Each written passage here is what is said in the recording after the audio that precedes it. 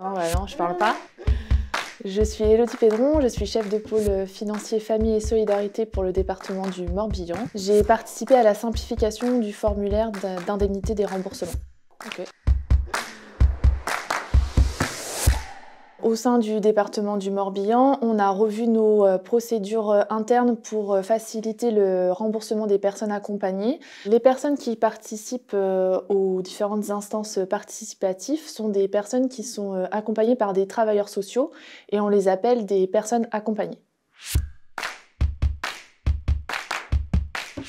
On s'est réunis courant de l'été 2021 avec des travailleurs sociaux et des personnes accompagnées et le service financier pour pouvoir simplifier le formulaire. Auparavant, les personnes devaient remplir 4 formulaires différents pour pouvoir prétendre à une indemnisation. Les formulaires n'étaient pas forcément simples de compréhension tant pour nous que pour les personnes. Et donc l'idée, c'était de pouvoir faire remonter les contraintes des personnes accompagnées, mais aussi des nôtres, pour pouvoir produire un document simple. Sur 4 formulaires, on est arrivé à un formulaire qui regroupe les différentes indemnités, que ce soit des frais de garde d'enfants, des indemnités kilométriques, des frais de péage et ou des repas qui peuvent être pris lors de ces instances. Avant qu'on simplifie ce formulaire, la personne accompagnée devait joindre à sa demande d'indemnisation une attestation de présence, plus la fiche d'émargement. Donc de récupérer tous ces documents était assez fastidieux et donc pouvait aussi freiner la demande de remboursement et donc du coup ne pas la solliciter. Donc l'idée c'était de pouvoir réunir toutes ces informations qui sont importantes pour le service financier et pour valider un service fait sur une demande de remboursement et aussi de pouvoir justifier la dépense auprès des services comptables.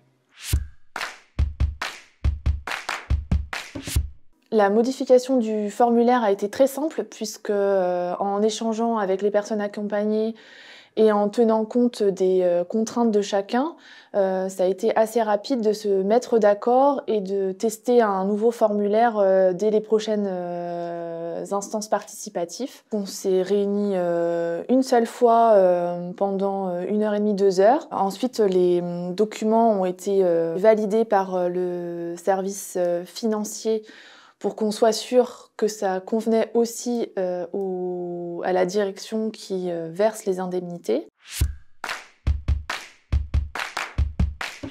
On peut changer beaucoup de choses en faisant des choses très simples. Il suffit de réunir les bons interlocuteurs autour de la table et que chacun puisse comprendre les difficultés ou les contraintes réglementaires des uns et des autres.